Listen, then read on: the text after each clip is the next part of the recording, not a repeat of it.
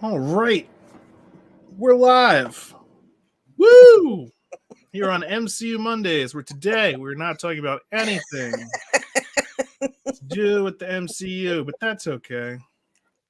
That's okay because the MCU doesn't have anything out right now, so we're going to talk about some of the other movies that are out. Already got Eddie Birdie in the house. Hiya, Eddie. Good to see you. Thanks for hanging out with us. I, of course, am your host, Chris. As always, I am joined by a wonderful co-host, Debbie. Debbie, how you doing? I'm doing good. Doing good. Glad to be back on the bandwagon here. Even though it isn't bandwagon, Marvel. it is. Yes, today we're talking about Super Mario Brothers movie briefly. We're going to have a spoiler-free review on that. We're probably going to talk more in depth about that next week, but I want to be able to give people time to see it because I know this Sunday, maybe you had free time to see it. It was Easter. I know I was doing stuff with family. We didn't get a chance to go then, but I had free time today, so I saw it. And it was good. So we're going to talk a little bit about that. I'm not going to spoil anything. I'm going to give you a chance to see it yourself. But then after that, we're going to talk all about the Dungeons and Dragons movie, which has been out for a couple weeks now. And I'm definitely looking forward to talking about that because I enjoyed the film. What did you think of it, Debbie? Did you like it or did you not like it? I liked it. I mean, there's probably stuff.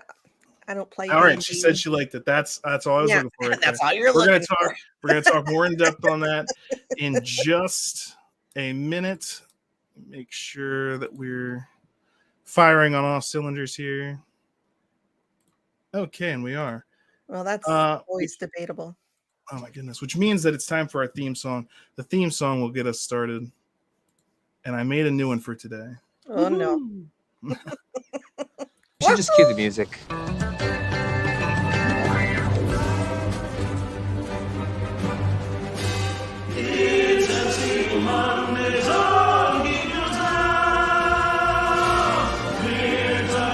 Dungeons and Dragons.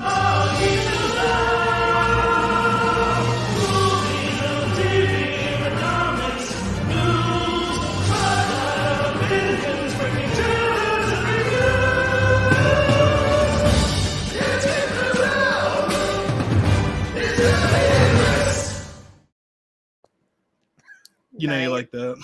Nice. We're talking about Dungeons and Dragons. I didn't want to say. I was like, we're not talking about Marvel. I can't leave that in there. I had to clip over that. Yeah, because we're not talking about Marvel. We're talking about Super Mario Brothers and mainly Dungeons and Dragons. So let's start with Super Mario Brothers so we can get that out of the way. I would just recommend going to see it. I had a lot of fun with it. I have no big complaints. I have some minor complaints, but they're really not worth talking about. They're nothing that would keep me from going to see it again. I actually want to go see it again with another person, just because I know they're a huge Nintendo fan, so they're going to enjoy it. I think if you are a Nintendo fan of really...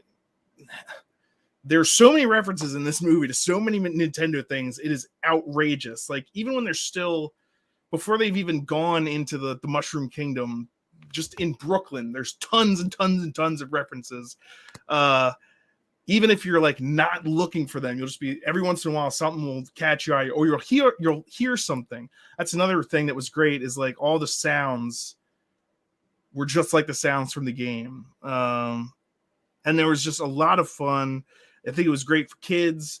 I think it's great for adults.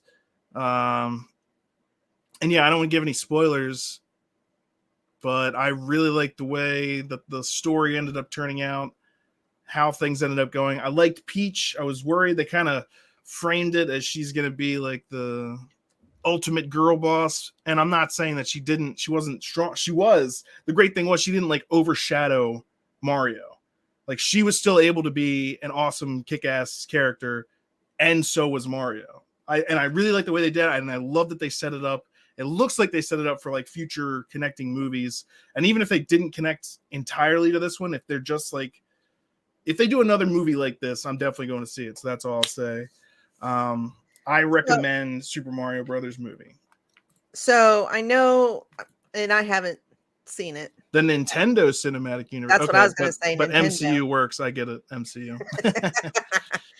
I didn't see it yet. I have played it back in the day. But I was going to ask you, Chris, there was a lot of complaints on the internet when the trailer first came out because of Pratt's voice. Mm-hmm. Was that very distracting at all, or did it get better? Well, here's the thing is it's actually explained in universe very quickly at the beginning of the movie. So like there is an explanation given, and the original Mario voice actor plays 2 different roles in the film. Oh. Yeah. So it's all, I don't want to give anything away. I don't want to like, but it is explained in the film. And that was something that I was worried about. I was like, Chris Pratt for Mario? But the way that they explained it is funny. It makes sense. And I think all the voice actors did a pretty good job. Seth Rogen as Donkey Kong, it's like, I feel like there wasn't the same energy there. It's funny as that, but and who would they have gotten that would be better? I don't know. And he does fit the character, but they could have done a little bit better. But there's so many different things. Like if you liked Mario Kart, there's tons of Mario Kart stuff, and not just in one sequence, in several different sequences. There's like Super Smash Brothers stuff that when they were doing the Super Smash, I was like, now you can see a Super Smash Brothers movie coming together after they do a Star Fox movie and maybe like a Kirby movie or a Zelda movie, and then bring all that stuff together in the Super Smash Brothers. It's like, I'll show up to that if they keep making it like this too and putting out this level of movie. I'm there. Shut up and take my money. So on a scale of 1 to 10. I give it like an 8.5, 9, just solid, fun, That's good pretty time. good for you. Yeah, I'm very usually I usually have nitpicks 6. and yeah. I like to be honest, and so if I'm giving something this good of a review, you should be like, oh, you know. And of course, they're like, when we get down to it, when we do the full review, I'll let you know like my nitpicky things. But there's very few things. It's for the most part that kept the flow. It kept everything entertained. It's not like one part dragged on too long. It's not like I didn't like this. I think everything kind of came together. Was very fun, very funny. The kids were all having a good time. I think most of the adults had a really good time as well. And I think it's just a lot of fun. And it did very well at the box office. And movies, you know, there are a lot of people's problems with a lot of modern movies, and Disney is like, they feel like they're being preached at. I did not feel any preachiness in this, you know? Like how you're going to feel when the new Little Mermaid comes out or when the new Peter Pan comes out. Okay. You're going to feel like, oh, they're preaching. This movie does not do that at all. It's just aimed on having a solid, fun, good time. And some of the scenes I was like, I'm literally feeling like I'm sitting there playing video games and that level of enjoyment. And some of the characters, when they do team ups, you know, I don't want to give anything away, but like there's a lot of where you're just like, wow, the visuals are fantastic. It's just, especially if you're a Nintendo fan, you're going to love it. But even if you know nothing about Nintendo, I think it's still a solid, fun, like movie for all ages, you know? And that's what someone else says. Like, if you don't like it, just remember it's targeted at kids. I wouldn't say that it's targeted only at kids. I think it's targeted to be a movie for all ages, enjoyment of all ages, because there are movies out there that are just for kids and an adult is not going to enjoy them. I think this is one that everyone can enjoy. Yeah, a lot of the reviews I've seen, and this is just on the internet, not necessarily Rotten Tomatoes, because I don't pay attention to those, but a lot of the people on the internet that were given reviews were saying this was a really good, nostalgic, fun family movie. So, and that's the thing, is like not just the sound effects, but also the music. You'll hear the musical cues from the games you remember. Obviously, Mario is one of the biggest ones, but there's other characters in this too. And one of my favorite songs came on during like in the middle, and I was like, they did it. But I wanted to, like, again, I don't want to spoil anything for those who haven't seen it. So I just recommend going to see it. We are going to talk about it all next week. So full review next Monday. And that's my spoiler-free review is go see it so that we can talk about it because it's an enjoyable movie. I would expect you to enjoy it. And the critics, I've seen some of the critics' negative review, but here's the thing about that is like so often, especially in like the past 10 years, there's some movies that audience and critics agree this was a great movie. But a lot of times I'll see like the audience score be real high and the critics score be low, or the audience score be low, but the critics score be high. I'm usually agreeing with the audience. And a lot of the times I think critics, they actually look at things too critically sometimes, and they're looking at it through a lens that like the average moviegoer is not going to relate to. Now, having been to film school and studied this stuff, I can see both sides of it, but I try to keep part of myself thinking of like, okay, I might have all these little nitpicky, all these problems or whatever that I might, as a film person, I might have a problem with. But what's the casual person who's just going to have fun? What are they going to think about this? And the critics have usually been on the same side as like the message. If you're pushing the whatever, they're gonna be like, oh, this movie's great, it's, you know, it's championing women, it's championing this, that, the other, and that's what people are tired of. Not that those are bad things necessarily, but it's like I see that every day in my workplace. I had to go to HR to get like a lecture on how we treat people in the workplace. I just wanted to go see a movie to escape from all this stuff, and I can't even get that in kids movies anymore. Well, for the Super Mario Brother, you get that escapism, you get that fun. It's just a chance to go to another world and enjoy yourself, and I think that's a great thing. And again, if they keep doing stuff like that, I think they've already got money from the video games, but I think you could see a real surge in a Nintendo universe. I'd be in for it. Definitely. Yeah, I've seen other people suggest that too. So, and it's all for Nintendo cinematic universe. It's something unique kind of to Nintendo as well, because other platforms have, you know, big characters like Master Chief and Halo, but not like you wouldn't expect a connected universe of the type that Nintendo could put together, because it's just like they're all cartoon characters. They're just in their own cartoon worlds, and we connected them. But you couldn't have like, oh, Master Chief is now, you'd have to, there'd be way more hoops to jump through. This is just like, it's kids games. It's a party. It's a Nintendo party. Like, everyone's fine with that. So they have a good opportunity, I think, here. But yeah, that's it for Mario. Go see it so we can talk more about it next week. For now, let's talk about the Dungeons and Dragons movie, Honor Among Thieves, which I was very worried about because there is that other Dungeons and Dragons movie that's just terrible. But I thought this one was pretty fun. I thought that Chris Pine did a good job. I thought most of the actors did a good job. There was some of all the men are either clumsy fools or evil, except the main chick, the main evil person was a bad chick. So you can't really say that. But like, oh man, the sorcerer dude at times, it was like, just get over it, dude. And he finally does. But that was just like, oh my goodness. But as I was thinking about it, I was like, the fact that he did have that to get over kind of made him a more developed character than that changeling chick, because you met her and that's just who she was the entire film. He actually got this moment of gaining self-confidence. So when I was watching the movie, I was like, I don't know how I feel about this. And at the end I was like, well, at least his character progressed and developed and got through it. And for the most part, I was just having a good time. And I will say, starting from the very beginning, I really like the way the movie starts. Debbie, have you played Dungeons and Dragons, the game? Like, no, my oldest son does. Okay. I know diddly squat. Okay, well, so for you and anyone else who might not play the game, you're basically on an adventure. You make up your character and you start out on this adventure. The dungeon master, who's another player, kind of like decides what's around you and where you're going. But your character is your own creation and your backstory is your own.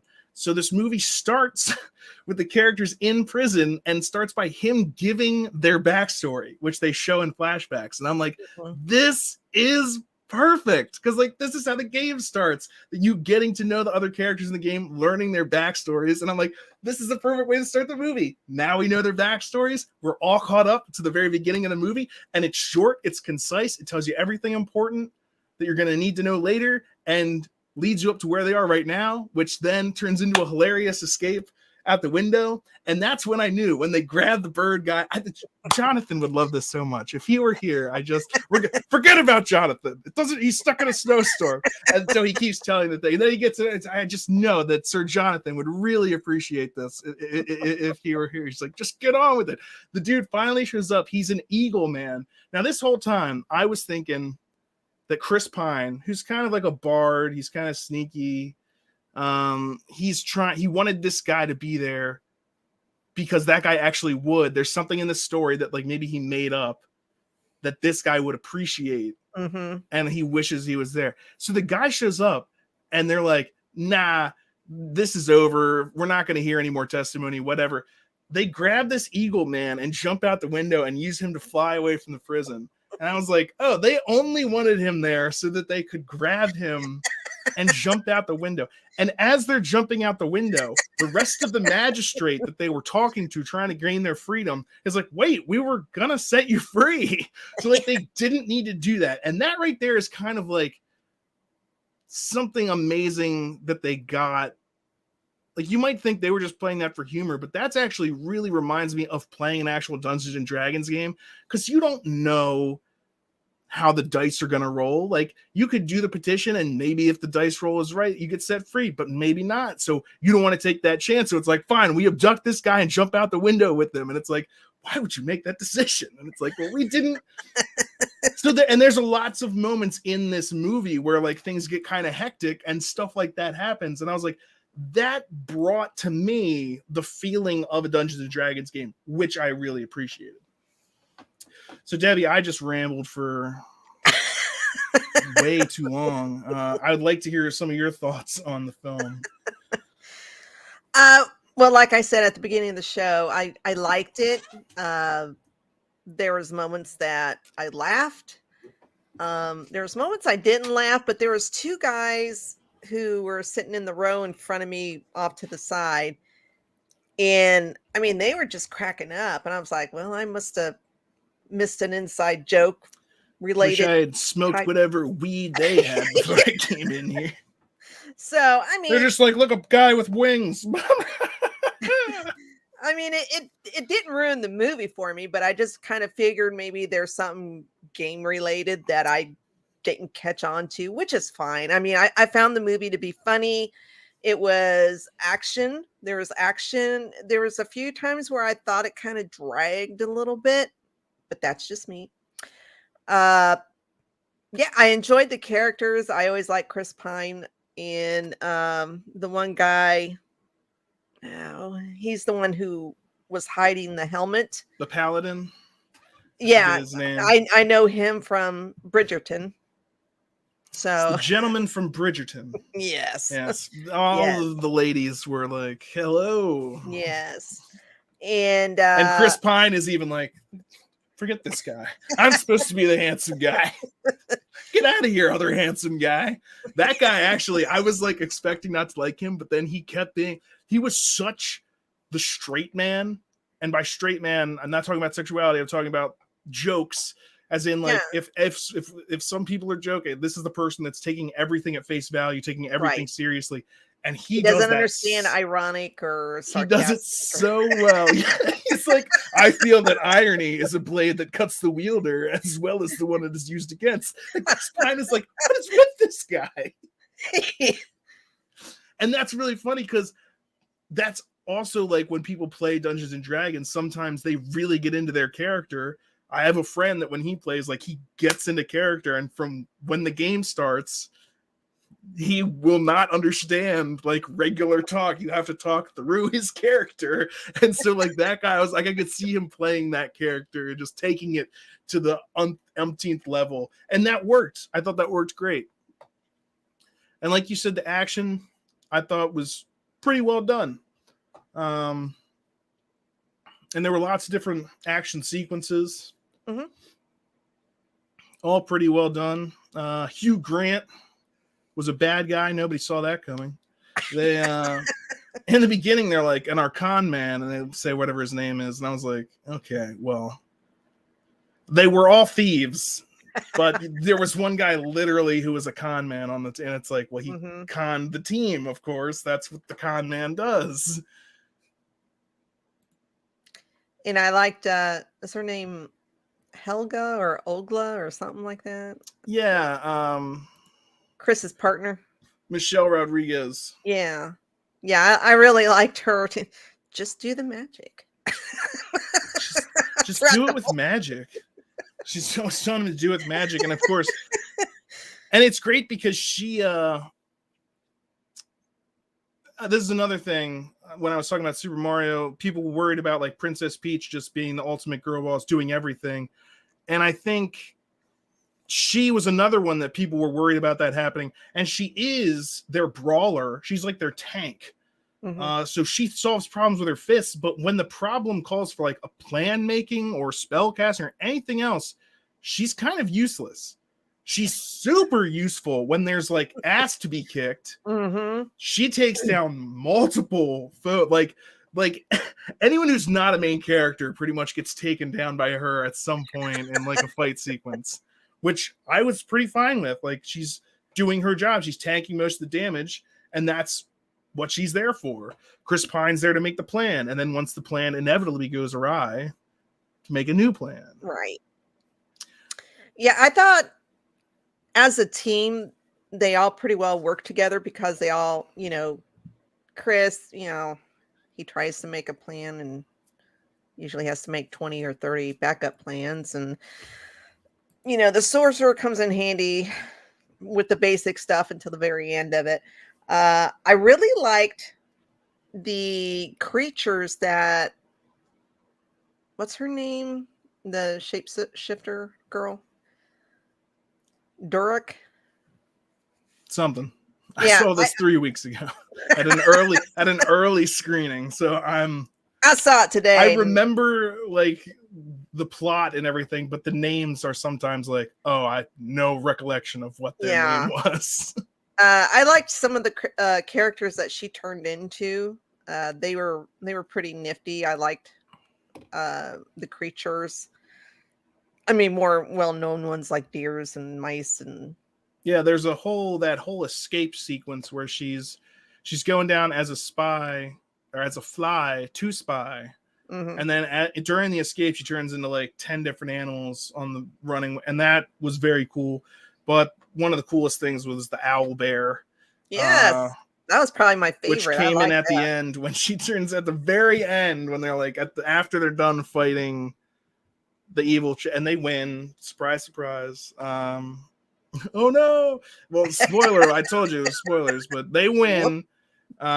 She comes in like the witch lady's down, and then suddenly the owlbear just comes charging in and like does a Hulk slam. Like I am a god. Chris is like, I think she's had enough, and she didn't. And she's just like, like, okay, well now she's had enough.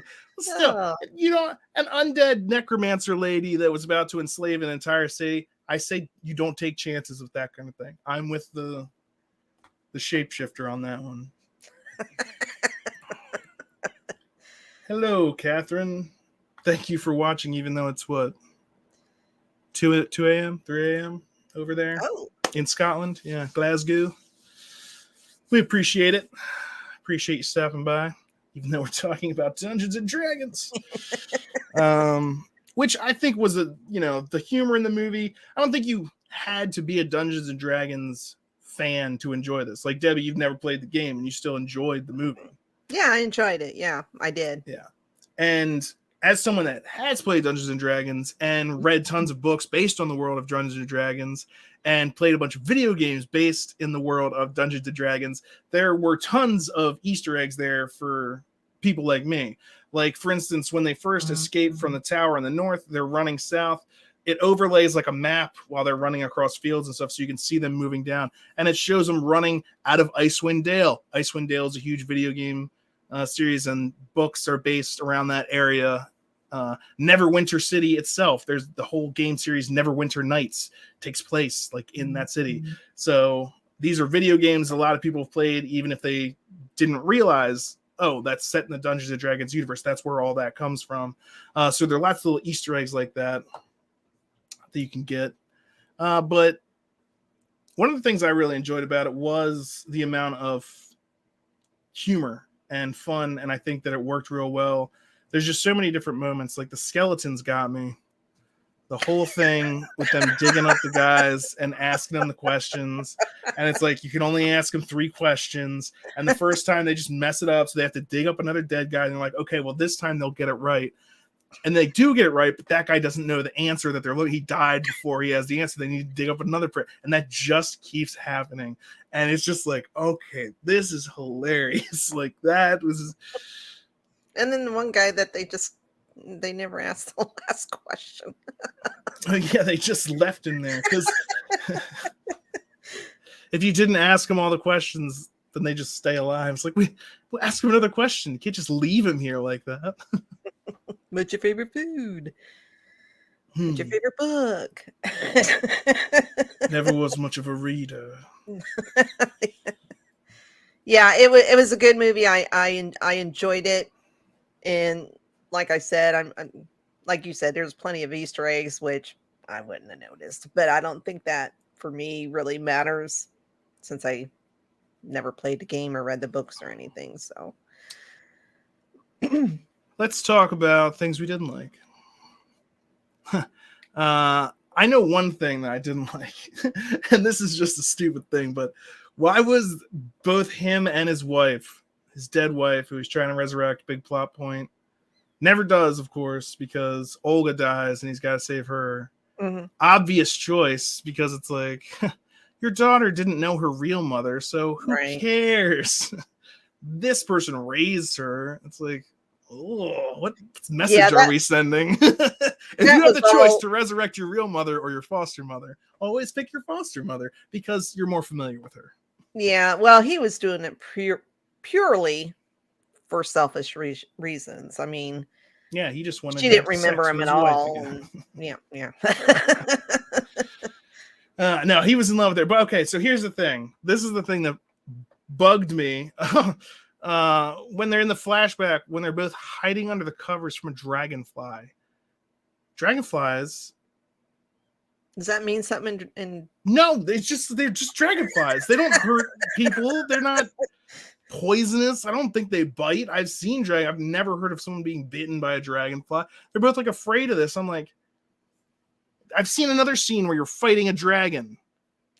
I'm having a hard time making this the same character in my mind. Like, yeah, I didn't understand that, but I thought maybe that had something to had something to do with the game, and that's why I didn't understand why they were like freaking out over a dragonfly. No, it had nothing to do with the game. It was just a stupid scene that the stupid writers were using because they needed a way for him to remember her when it comes to the resurrection scene. So when that dragonfly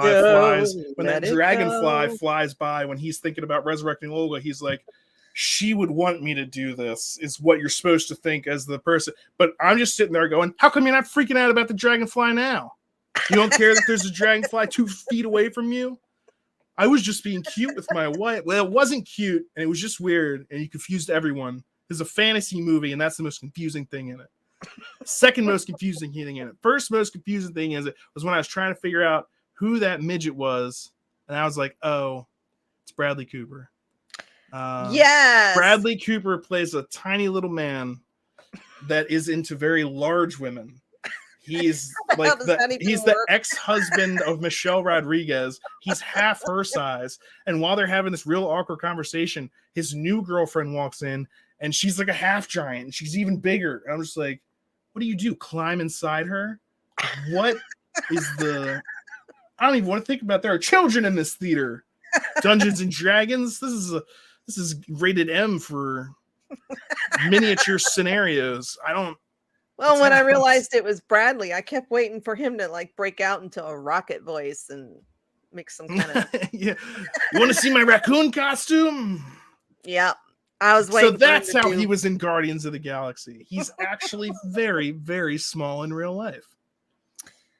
Yeah. Yeah, that was a bit of a surprise. I wasn't expecting him to pop up. I mean, it was just very small, but still, it was funny. And so for anyone also that's wondering, the Dungeons and Dragons movie, it did have dungeons. Actually, at the very beginning, we kind of start out in a dungeon, and then they kind of go down into the Underdark later. It's not really a dungeon, but there is that first dungeon. At least they're in a couple dungeons. They get caught several times. They're terrible. So there are dungeons, and there are dragons. There's multiple dragons. There's a really fat dragon, which was interesting. Yeah. How's that work?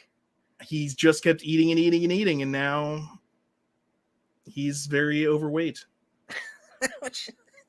He's a really fat dragon. And it's funny because some of his attacks are just him like rolling around and like trying to roll He's just over sliding people. around and just picking up people as they came in his way. Size is a weapon, which is fun. And that's another fun thing about Dungeons and Dragons is anything can happen in the game. It's kind of up to the players and the dungeon master. So if he wants one of the bosses to be a really fat dragon, and that will be fun for the game, then here, have a fat dragon. Fight this. Good luck. The hither thither staff was also pretty cool. And if you're wondering what's a hither thither staff, it's a portal gun, but in a fantasy universe. So it shoots portals that you can jump through. Which I looked at my dungeon master because I saw this movie with the guy I played D&D with, and I was like, you should put a hither thither staff in our game. He's like, you guys would abuse that power so relentlessly. And they even did abuse it in the game. They're like, they shoot a portal up onto the balloon and they shoot one in the bottom of the treasure hoard and they dump all of the treasure out of the face of the balloon. And I was like, that's exactly the kind of thing I would be doing, except I would shoot a portal onto the balloon and then shoot the other into like a lake of lava. So it'd be dropping lava onto the city out of the balloon. And he's like, that's why I'm not going to let you do that. Curses. I want to be evil. Actually, my alignment is chaotic neutral. So I want to do anything. You never know. Which I think is fun. So let's see. Dungeons and Dragons film. Yeah, lots of fun. I think some nitpicks, about like the script. The whole dragonfly thing, I think, was poorly executed. They even could have used a different insect. They could have used a different scene, maybe them in a garden or still in bed, but a butterfly flies in and they're not afraid of it. They just share a tender moment of like holding a butterfly. So then later when the butterfly flies by, you think, oh, of that moment, instead of this weird, like not only was it just a weird moment that they put in the middle of the film, then they like call it back later. The dragonfly comes back and it's like, why are you reminding me of the most awkward scene in this film? So that's my main nitpick. Which again, sometimes I have many more. So this is really honestly quite good. That's how you can tell this movie's more fun than it is annoying. And it's not, for the most part, annoying. It's just fun. There's just that one thing which really bugs me. I even saw the Critical Drinkers review, and I think I agree with him. He said, like, it's not a masterpiece. It's not like I'm going to be looking back on this movie like this was the movie of 2023. No, but was it a fun, entertaining movie that was worth going to the movie theater to see? Absolutely. Yeah. Yeah. I'm looking forward to watching it again at some point, but it's not like it's going to take the place of like Lord of the Rings. But I don't think it's not meant to. It's more self-aware of itself for one thing. So there is more comedy in there, and it's just meant to be more fun. And I think they succeed on that. And when it comes to action, I think they really did a great job on the fight scenes, and they do a good job of keeping it like D&D. Like the first time, for instance, when Michelle Rodriguez and Chris Pine get captured. and she escapes her bonds first. They're about to be executed, and she escapes her bonds and starts fighting. Like they're surrounded by like 10 Everybody. soldiers. There's a bunch of soldiers, and she just starts taking them down. And Chris Pine, his hands are still bound in ropes, so he just starts like rubbing them against this step. And that just reminded me of like this game I was playing when I was playing Dungeons and Dragons. One of the characters was free, the other one's bound, and you had to roll the dice. It's like roll to see if you escape. And this dude, you roll a d20, so a 20-sided die. He had to get like above a 10, and he kept rolling like a 5 and a 4 and a 2. And this is like 3 turns that he should have been escaped and helping out. Where he's the same thing happens in the movie. He's just like trying to get out of these bonds, and nothing's happening. She's beating up dudes. Finally, she beats up another dude. He drops a sword. Chris Pine looks at the sword and looks at the stair. He's currently rubbing his ropes on a stair, and so he scrambles over to the blade, starts working on that, and eventually he finally gets out, but like she's already beaten everybody up by then. But that's just that's funny. It's like fulfilling your role in the dungeon group. And that's why later it was so funny when because he's got a lute, and so he sings every once in a while. There's a part later where he like starts distracting some guards by singing a tune, and then all of a sudden he starts going like he starts like skipping, like he's a record skipping, and then like and then you see them in the background sneaking behind everyone, and the sorcerer had cast like a holographic spell or whatever, so Chris Pine isn't actually there, and then this thing starts like falling apart. That was really funny. That was like you attempt to cast an illusion spell, and maybe you got a bad roll, and so the dungeon master's like, all right, your illusion distracts the guards, but not because it was a flawless illusion, but because it's really disturbing. You're giving them living nightmares. The guards too are like, what is Yoshi's possessed? I enjoyed that. Yeah. Well, with you explaining, I mean, I know there's dice involved. I mean, I've watched Stranger Things, and they kind of play. They touch on the game there. Yeah, so I mean, that's they mentioned that's what's happening in the background. That's the extent of my knowledge of Stranger Things. I kept hoping some names would pop up that I would recognize, but that didn't happen. Yeah. But with you explaining that, I could see how it makes some of the other scenes even funnier than what I thought they were originally, and they make sense. So like when you see somebody messing up terribly, like in your head, you're like, dude just rolled a 1. You know? Because it's like the die roll represents how good your character did at a thing. If you roll a perfect 20, that means you did astoundingly good at it. Like, and you can do things in Dungeons and Dragons that you wouldn't expect. Like there's a mystical gate, and it has a question, and it speaks the question. You have to answer a riddle to get through. Well, my character might be like, I try to charm the gate. And it's like, okay, try and charm the gate. And you roll like a perfect 20 plus ability points or whatever. So the dungeon master's like, okay, you successfully seduce the gate, and it opens for you. And now you get to like so like I didn't have to solve the puzzle because I ended up romantically seducing this gate, and it opened for me. That sounds totally weird, but that's just the kind of thing you can do. Maybe someone else would do it differently. Like the warrior would just be like, I rolled a bust down the gate, and they roll maybe a perfect 20, they bust it down. Maybe they roll a 1 though, and it's like you charge at the gate, you lower your shoulder into it, and you break your arm. You know, it's like, so it can go either way. And so, yeah, knowing that, some of those scenes were definitely enhanced by that. And that's why I said I thought they did a good job of bringing the feel of playing a game into the movie. And especially during the last fight with the super evil witch, where everyone's fighting her and casting spells and she's dodging, I was like, that reminds me of like going up against the boss playing the game, and like you're trying to roll, and it's like your attack missed, this next person's attacking, their attack missed, and like this person's attack, their attack hits, or one of their attack hits. And so when there's those flurry of attacks and you see some of the fireballs missing and some people missing, it's like, oh yeah, I guess not every time you swing a sword you're going to connect, not every time you throw a fireball it's going to hit. Like, it was a good back and forth, and felt like what a game would be like if there were no dice and it was all just happening in real time.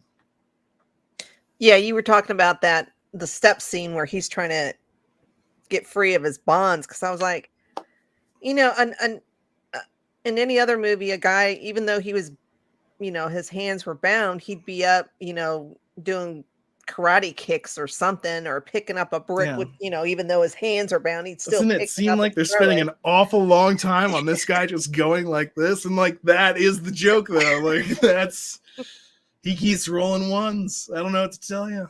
Yeah, You 'cause try to originally I was escape just your like, bonds, you fail. is he just scared and he's just, stalling because she's kicking everybody's ass, or And I think you it know? also does work to that effect as well. Like if people who didn't know about the game are sitting there watching it, they're probably thinking, this sly guy, he's acting like he can't get out of his bond. So it works in that way. But if you have played the game, you're like, I bet he's just rolling ones. How come he's doing so terrible? It's like, it's not me, it's the dice. I want to do amazing things, but I keep rolling twos. Good stuff. Fun. Yeah. Like I said, I saw it with my Dungeon and Dragon group, and we haven't been playing a super long time. We've all liked it for a while, we don't take it super serious. So it was just fun to get out there and see it. So I thought it was enjoyable. I haven't seen any like real negative reviews on it. I haven't been looking, but I think the overall response to this film is like, yeah, it's good. Yeah, I don't think I've seen anything negative on the interwebs about it. So rare. And I don't know how it did on review wise. I have a feeling we're about to find out.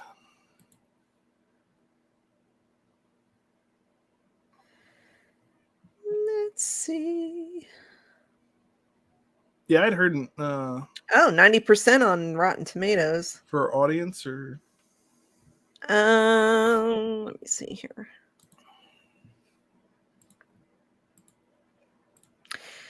%90 for the critics and 94% for audience.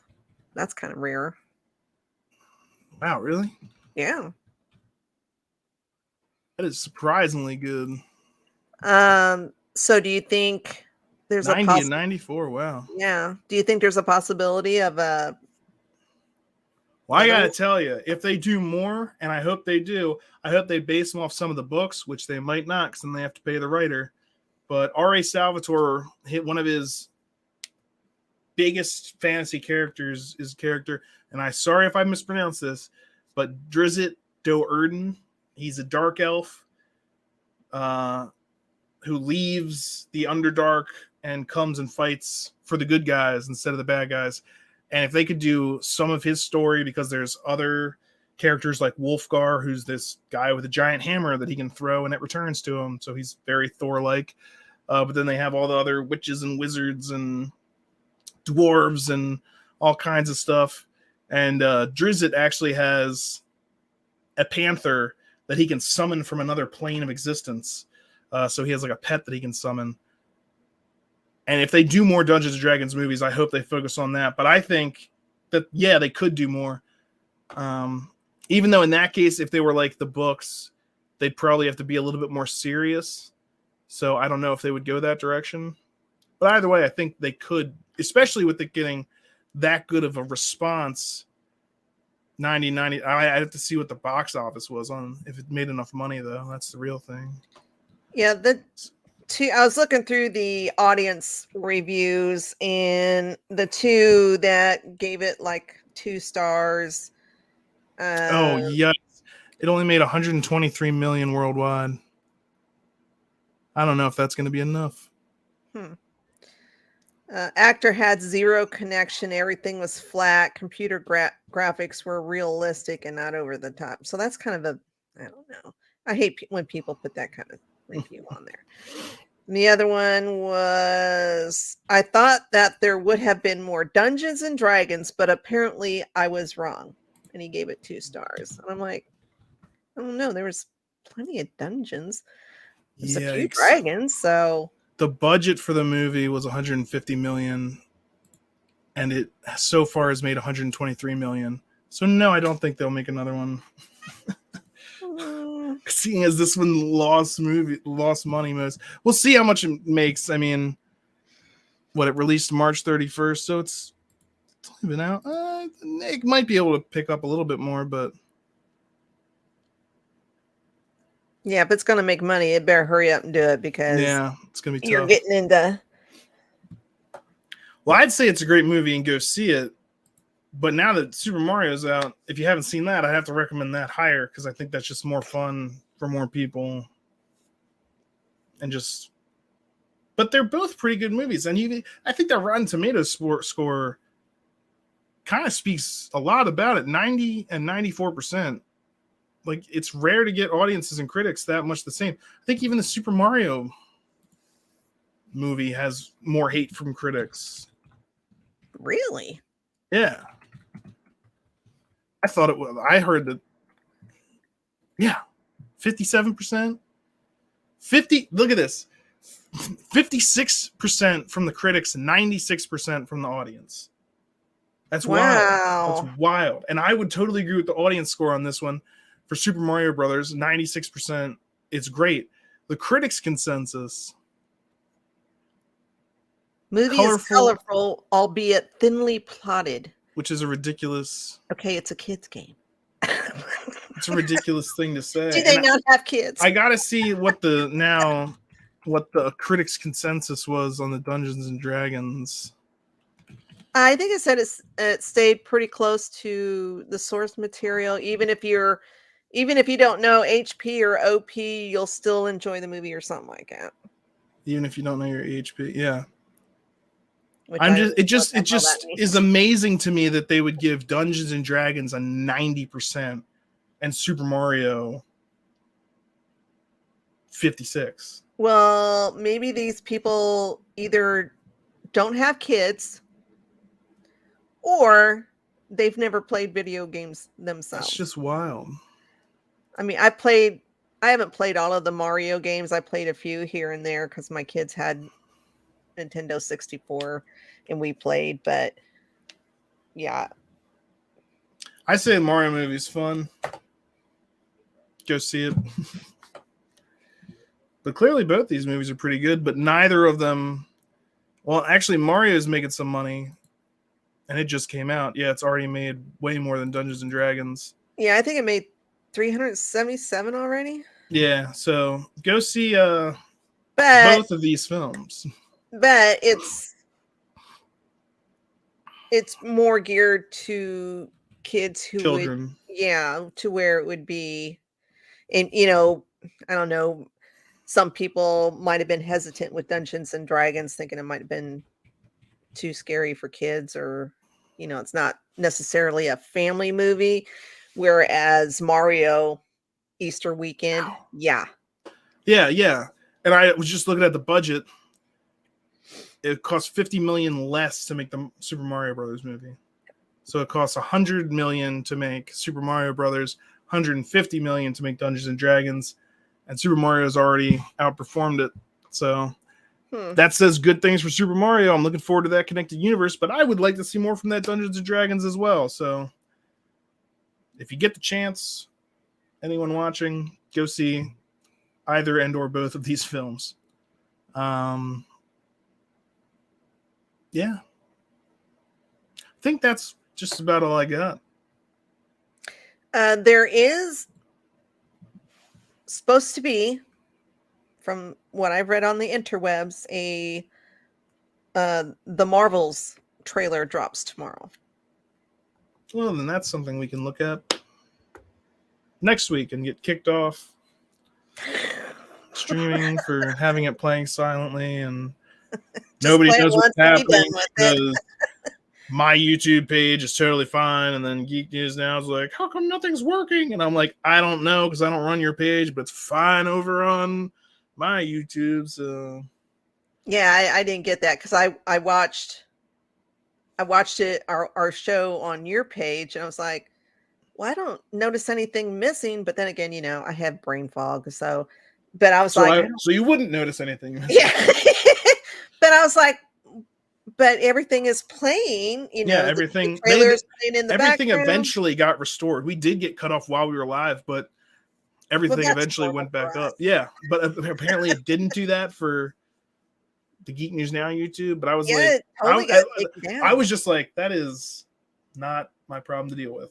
If you can't keep videos up on your channel, I am no longer the head of the Geek News Now YouTube page. I refuse to take responsibility for whatever's going on over there. Okay, I absolutely refuse.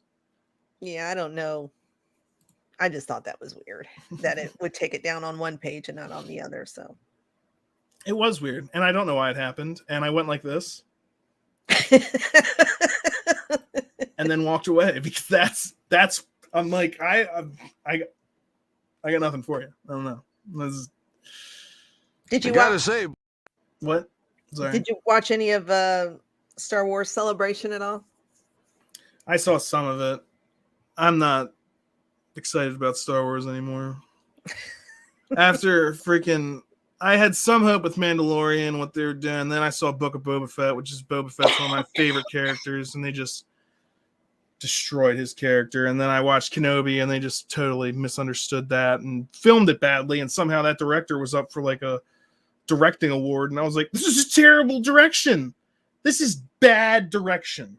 When people are laughing at scenes because Obi-Wan Kenobi goes up to a gate and you can clearly see because they do a top-down shot that he can walk around the gate, and then he spends time trying to shut down the laser gate. I'm like, you know how you could have solved that problem? You don't show the top-down shot that shows that it's easy to walk around the gate, because if you just show him walking up from the sideways angle, it looks like that gate stretches on forever. So if you just showed that shot, it would have been convincing and everyone would be fine. Instead, everyone's making YouTube videos over how terrible the direction is because anybody can see that this is laughably bad. And they're like, you know what we should do? Give her an award for being terrible, and because we just fail upwards in Hollywood.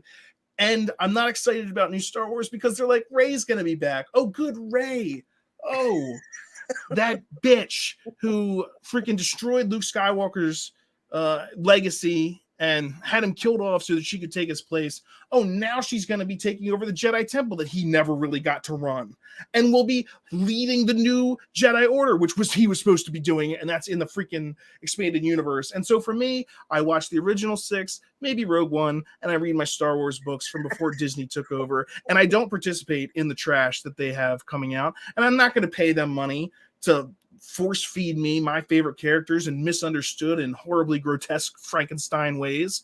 So no, I'm Star Wars, even though I love it. Look, Star Wars, the new stuff is just, to me, a big old slap in the face. Even if there is some cool stuff to be looking forward to, like the possibility of Thrawn in Ahsoka. But at the same time, I'm like, but look what they did to Boba Fett and Kenobi. So I'm not paying them to see these things. I'll watch it at some point because it is Star Wars and I'll have to talk about it. But I cannot imagine paying money to keep seeing them do these things to characters that I really enjoy and like. And I want nothing to do more with Rey. Nothing against Daisy Ridley, but the way that they wrote those sequel movies destroyed Luke Skywalker's legacy, and anything further that she does, especially leading a new Jedi Order, which was supposed to be his thing, I'm just, why would I give you money to see things that I hate seeing? I wouldn't, and so I won't. So that's why I'm not hanging out with you guys on Cantina Happy Hour. Why isn't Chris here? Doesn't he like Star Wars? Well, depends on what we're talking about. Yeah, you better figure out the topic quick, because if he gets on a rambling, look out. You have to kick him off the show. And so I didn't want to put anyone up to that sort of stress. So I was like, let him have fun. I don't want to be shaking it up. You know, John Biscardi's been talking to me about. John Biscardi's talking to me about starting a show where we can talk about whatever and not. It's like, look, if you want to say negative stuff about it, you'll be free to do that. And I'm like, okay, I could see that. I could see myself being successful on a show like that, where the negativity show. I didn't want that to be like, I don't want that to be the only thing that I do is just tear things down. But if there are things to be torn down, we might as well have a dedicated time and place for it. Okay, I can, so we're talking about it. We're looking at it.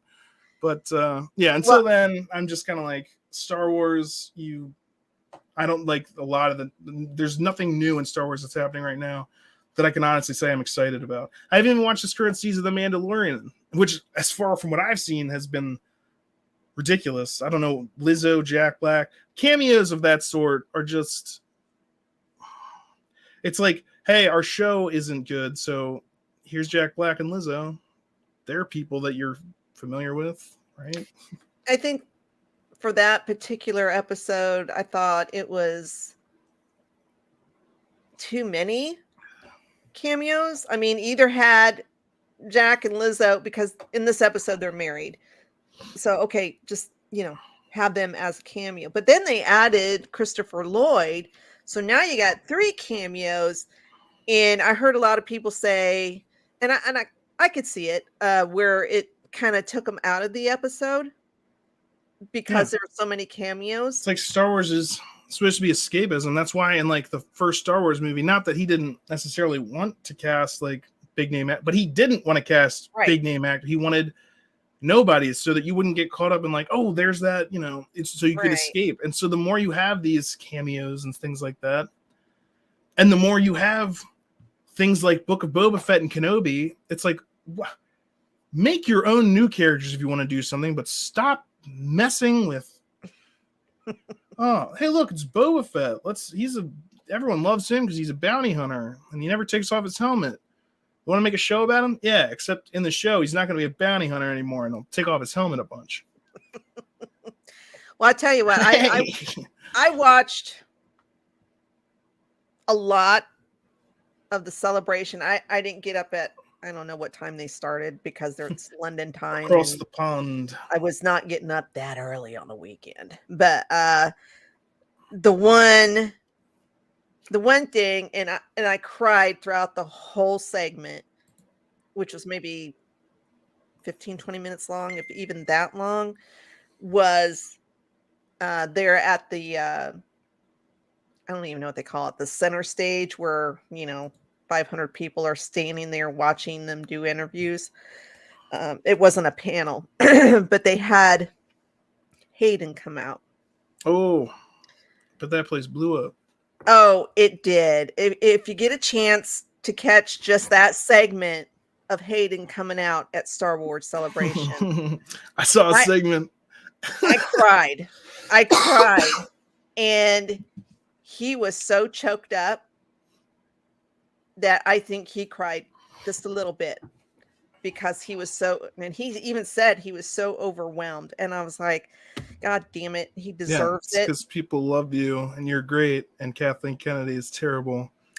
And that's why when she walked out, everyone's cheering because someone walks out before and everyone's like, woo! And then she walks out and it's like, yeah. Was it crickets? I didn't see that. Some people clap, but you could, and then they announced like Pedro Pascal came up after her, and then everyone was like, woo!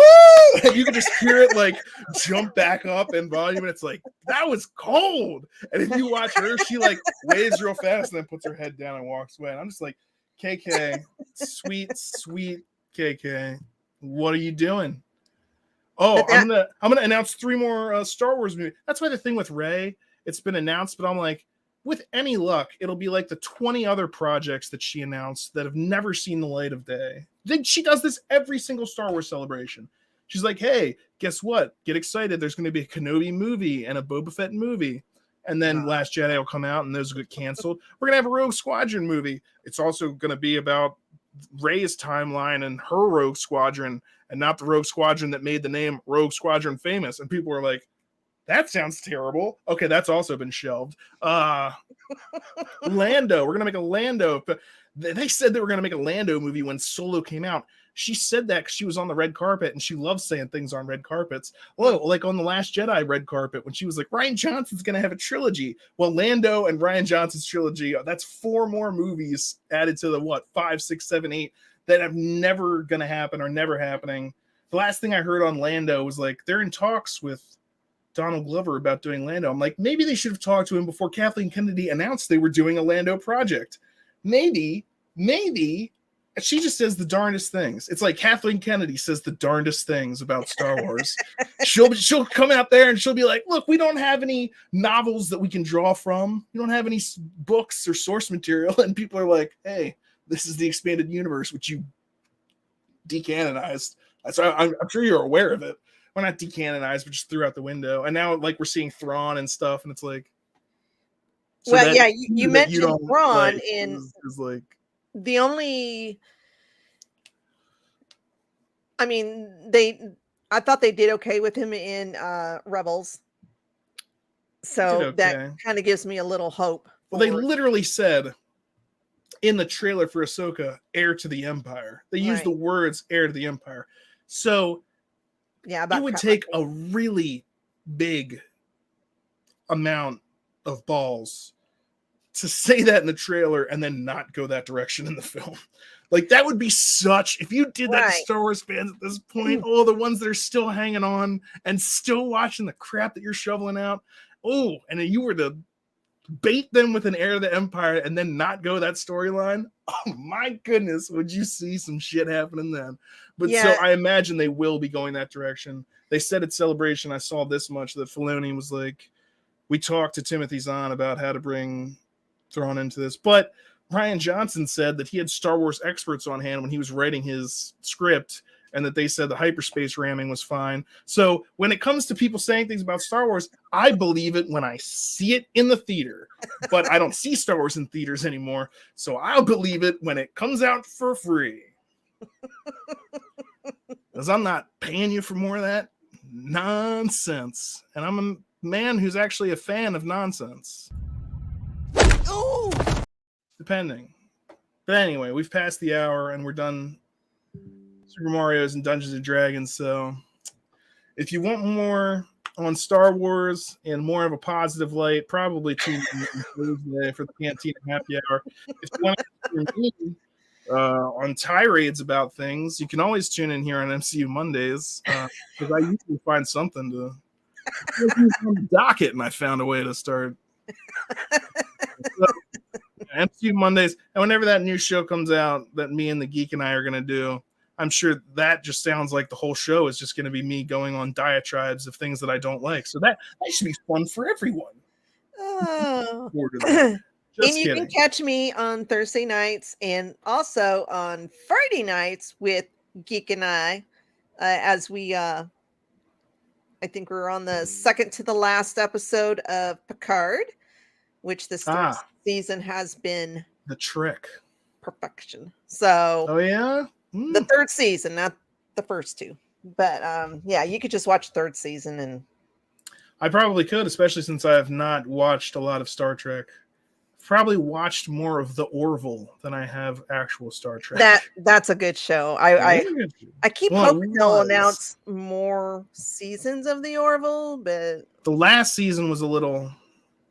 I thought it was really good. That they got a little bit more serious and not so much. Yeah, I didn't like that. I was like, what happened to all the laughs? I wish they would like have a 50-50 balance, because I did miss the funny stupid shit that they did in earlier seasons. I like that. But and what's his face died? Oh, Norm Macdonald. He played the gelatinous blob, which I just loved. I mean, like the first episode, he walks through him, and it was just Norm Macdonald, and I love that he was playing a blob, but it's just Norm Macdonald's voice coming out of a blob. I'm like, this is what I'm here for. Mm-hmm. God bless you, Norm Macdonald. Okay, that's it for us today. Thank you very much for joining us here on MCU Mondays. I am going to find the language clip that I like to play at the end, and that's going to happen any second now. There it is. Okay, see ya. Shit! Language. Wait a second. No one else is going to deal with the fact that Cap just said language? Just slipped out. Find the scepter. And for gosh sake, watch your language. That's not going away anytime soon. You bet your ass. Steve, he said a bad language word. Did you tell everyone about that? The head was imprinted. Outwit the platinum bastard. Steve doesn't like that kind of talk. You know what, Romanoff? Fury